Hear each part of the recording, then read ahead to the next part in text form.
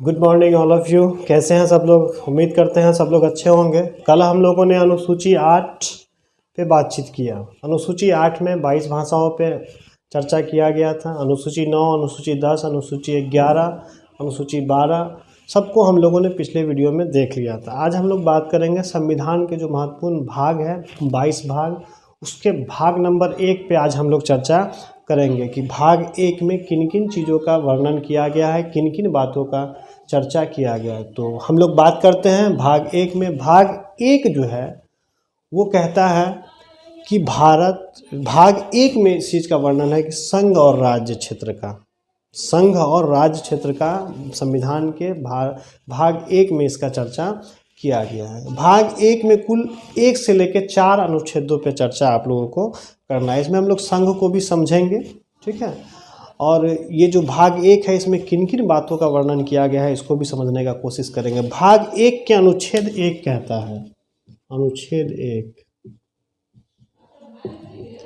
अनुच्छेद 1 कहता है कि भारत राज्यों का संघ है। भारत राज्यों का संघ है, यूनियन है। भारत राज्यों का क्या है? संघ है, यूनियन है। यानी आप समझ लीजिए कि भारत का राज्य कभी भी अलग नहीं हो सकता है। ये संघ का मीनिंग है अलग नहीं होना। कई राज्य मिल करके एक देश का निर्माण करे और उसमें जो है अलग होने का कोई कंसेप्ट नहीं हो। एक होता है संघ, दूसरा होता है एक फेडरेशन, उसको कहते हैं फेडरेशन। क्या कहते हैं उसको?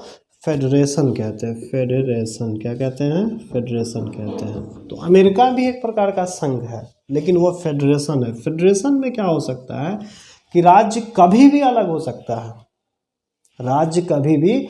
हो सकता है, जबकि यूनियन में क्या होता है कि राज्य के पास शक्ति नहीं होता है अलग होने का।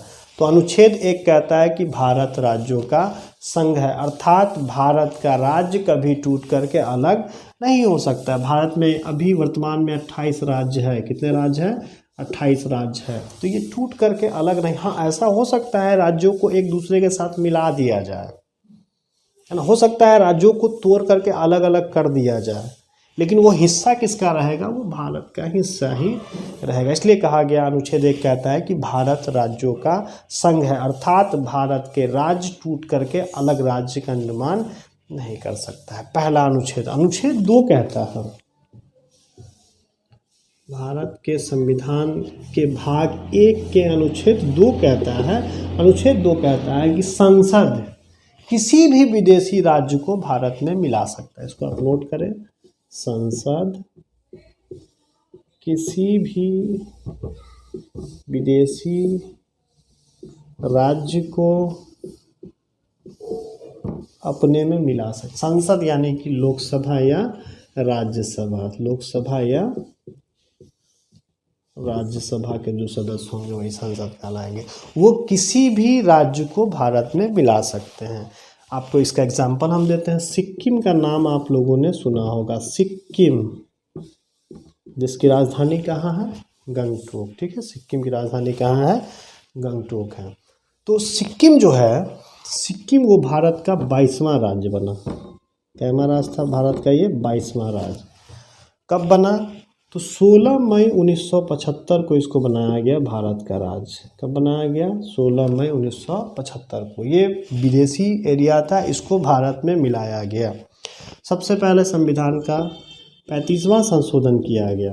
इस संशोधन के तहत सिक्किम जो है, सिक्किम को सह राज्य का दर्जा दिया गया। सह राज्य का मतलब होता है कि आप मेरे साथ रह सकते हो, आप मेरे साथ रह सकते हो, है ना। पुनः जो है 36वां संशोधन किया गया। और भारत का 22वां राज्य इसको बनाया गया सिक्किम को 16 मई 1975 को। 36वें संशोधन के तहत इसको जो है पूर्ण राज्य का दर्जा दे दिया गया। किसको? सिक्किम को। सिक्किम को पूर्ण राज्य का दर्जा संविधान के 36वें संशोधन के द्वारा 16 मई 1975 को दिया गया। तब से भारत का ये अभिन्न हिस्सा बना हुआ है। ये सिक्किम जो है विदेशी, तो इसीलिए इस अनुच्छेद 2 कहता है कि संसद किसी भी विदेशी राज्य को अपने में मिला सकता है। भाग 1 के अनुच्छेद संख्या 3 कहता है, अनुच्छेद 3 कहता है कि संसद कभी भी किसी भी राज्य का नाम बदल सकता है, उसके क्षेत्र को अलग अलग कर सकता है। यानी संसद किसी राज्य की नाम और सीमा का परिवर्तन कर सकता है। यह अनुच्छेद 3 में इसका वर्णन किया गया है। संसद किसी भी राज्य का नाम एवं सीमा क्षेत्र में परिवर्तन कर सकता है। अनुच्छेद 3 पूछेगा तो आप कहिएगा कि ये राज्यों से संबंधित है, जिसमें इस बात का वर्णन किया गया कि संसद किसी भी राज्य के नाम को बदल सकता है, उसके सीमा क्षेत्र में परिवर्तन कर सकता है। एग्जाम्पल के लिए देखिए, आप झारखंड राज्य को देख रहे हैं। झारखंड,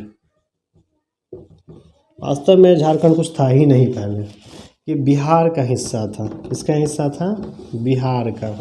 तो संसद ने अपने शक्तियों का प्रयोग करते हैं इसको क्या कर दिया? 15 नवंबर 2000 को बिहार से अलग करके झारखंड एक नया राज्य का गठन किया गया और इसकी राजधानी बनाई गई। कहाँ?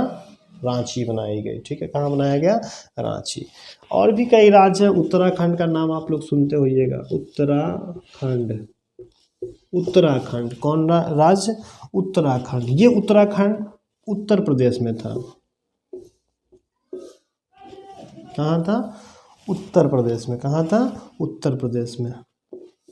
उत्तर प्रदेश से अलग होकर एक नया राज्य बना दिया संसद ने अपने शक्तियों का प्रयोग करते हुए। उत्तर प्रदेश से एक नया राज्य बना दिया गया उत्तराखंड, जिसकी राजधानी आपका देहरादून है। यह राज्य जो है आपका 9 नवंबर 2000 में यह अस्तित्व में आया। 9 नवंबर 2000 में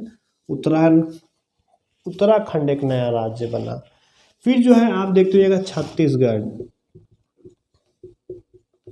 छत्तीसगढ़ राज्य जो है आपका, छत्तीसगढ़ जो है ये एमपी से, मध्य प्रदेश से कट करके अलग बना। ये बना आपको 1 नवंबर 2000 में इस राज्य का गठन किया गया। तो अभी आप देखें, संसद किसी भी राज्य का नाम एवं सीमा क्षेत्र का परिवर्तन, पहले उत्तर प्रदेश, उसको काट करके बनाया गया उत्तराखंड। हो सकता था उत्तर प्रदेश 1 उत्तर प्रदेश 2 किया जा सकता था, लेकिन नहीं, उसका नाम रख दिया गया पहले उत्तरांचल, बाद में उसका नाम उत्तराखंड कर दिया गया।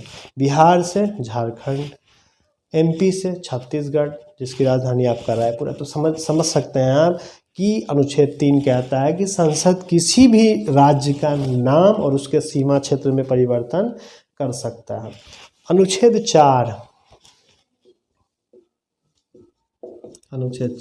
ये बहुत इंपॉर्टेंट नहीं है, लेकिन जान लीजिए। अनुच्छेद 4 कहता है कि संसद यदि 2 और 3 का प्रयोग कर रहा है, अनुच्छेद 2 और 3 का, यानी विदेशी राज्य को मिला रहा है या राज्य को अलग कर रहा है या नाम बदल रहा है, तो उस कंडीशन में राष्ट्रपति कोई हस्तक्षेप नहीं करेगा। अनुच्छेद 4 यह कहता है ना। उस समय राष्ट्रपति कोई हस्तक्षेप, यानी आप इसको लिख सकते हैं कि अनुच्छेद 3, अनुच्छेद 2 एवं 3 में राष्ट्रपति किसी तरह का कोई हस्तक्षेप नहीं कर सकता है। तो आप समझ सकते हैं भाग 1 संघ और राज्य क्षेत्र का जो वर्णन है, इसमें अनुच्छेद 1 क्या कहता है? बहुत अच्छा। अनुच्छेद 1 कहता है कि भारत राज्यों का संघ है, यानी यूनियन है, इसको तोड़ करके अलग अलग हम नहीं कर सकते हैं। अनुच्छेद 2 क्या कहता है? अनुच्छेद 2 कहता है कि भारत किसी भी राज्य को, विदेशी राज्य को अपने में मिला सकता है। ठीक है, तो जैसे कि एग्जांपल में आपको बताया कि सिक्किम, जिसको भारत में पहले सह राज्य का दर्जा दिया गया, कब? अनुच्छेद 35 के तहत, और इसको पूर्ण राज्य का दर्जा दिया गया अनुच्छेद 36 के तहत। अनुच्छेद 3 क्या कहता है? अनुच्छेद 3 कहता है कि भारत में अगर कोई राज्य है तो संसद चाहे तो उसका नामकरण, नाम बदल सकता है, या फिर उसका एरिया को भी क्या कर सकता है? बांटने का काम कर सकता है। जैसा कि आपने देखा झारखंड नया राज्य बना, उसके बाद एमपी से छत्तीसगढ़ एक नया राज्य बना, उत्तर प्रदेश से उत्तराखंड एक नया राज्य बना। तो ये सभी जो है ये सभी भाग 1 के अंतर्गत आता है। ठीक है, तो भाग 1 जिसमें संघ और राज्य क्षेत्र का चर्चा किया गया है। इसमें कितने अनुच्छेद हैं? तो अनुच्छेद 1 से लेकर के अनुच्छेद 4 तक इसमें चर्चा किया गया है ना। तो ये भाग 1 है, इसको आप लोग ज़रूर कंप्लीट कर ले। इसमें आप अनुच्छेद 1, अनुच्छेद 2, अनुच्छेद 3 ये ज़रूर कंप्लीट। अनुच्छेद 4 उतना इंपॉर्टेंट नहीं है, लेकिन फिर भी जानने के लिए आप इसको ध्यान में रखेंगे। अनुच्छेद 1 अगर कोई पूछेगा अनुच्छेद 1 क्या कहता है तो आप क्या कहेंगे? कहेंगे भारत राज्यों का संघ है। फेडरेशन या यूनियन? तो आप कहेंगे यूनियन। यूनियन किसको कहते हैं? फेडरेशन किसको कहते हैं? तो यूनियन कहिएगा। यूनियन का मतलब होता है कि राज्य कभी अलग नहीं हो सकता है। जैसे कि भारत एक यूनियन है, इसमें से राज्य टूट करके अलग नहीं हो सकता। हाँ, अलग राज्य बना सकता है, लेकिन देश से अलग नहीं हो सकता है। फेडरेशन किसको कहते हैं? तो वो भी एक प्रकार का संघ है, लेकिन उसमें राज्य जब चाहे तब देश से क्या हो सकता है? अलग हो सकता है। अमेरिका एक प्रकार का फेडरेशन है, जबकि भारत क्या है? यूनियन है। ठीक है, कोई दिक्कत? जैसे कि मान लीजिए एग्जाम्पल के लिए नहीं क्या बताएं, बाद में फिर करें।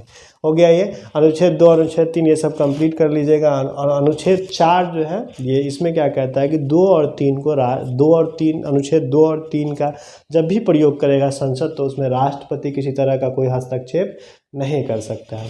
तो आज के लिए बस इतना ही है। कल हम लोग फिर आगे चर्चा करेंगे कि भारत जो है अखंड भारत जो है मतलब क्या था, उसमें क्या क्या राज्य सब था, पाकिस्तान कैसे अलग हुआ भारत से, जो है अफ़गानिस्तान कैसे अलग हुआ, फिर पाकिस्तान से बांग्लादेश अलग हो गया, तो फिर भारत का क्या राज्यों का कंडीशन बना, कितने राज्य बने, कब कब राज्य बने, तो ये सब पे हम लोग कल चर्चा करेंगे। आज के लिए बस इतना काफ़ी है। आप लोग मेरे फर्स्ट ट्यूटोरियल को ज़रूर ज़्यादा से ज़्यादा शेयर करें, सब्सक्राइब करें। हाँ, ये भी जो भी आपको बताया जा रहा है ये सभी जो है आने वाले परीक्षाओं में इम्पोर्टेंट है। ये सारे से जो है एग्ज़ाम में प्रश्न आने का पूरा संभावना रहता है। तो हमारे चैनल को सब्सक्राइब करें, अधिक से अधिक शेयर करें और लाइक करें। आज के लिए बस इतना काफ़ी है। Thank you.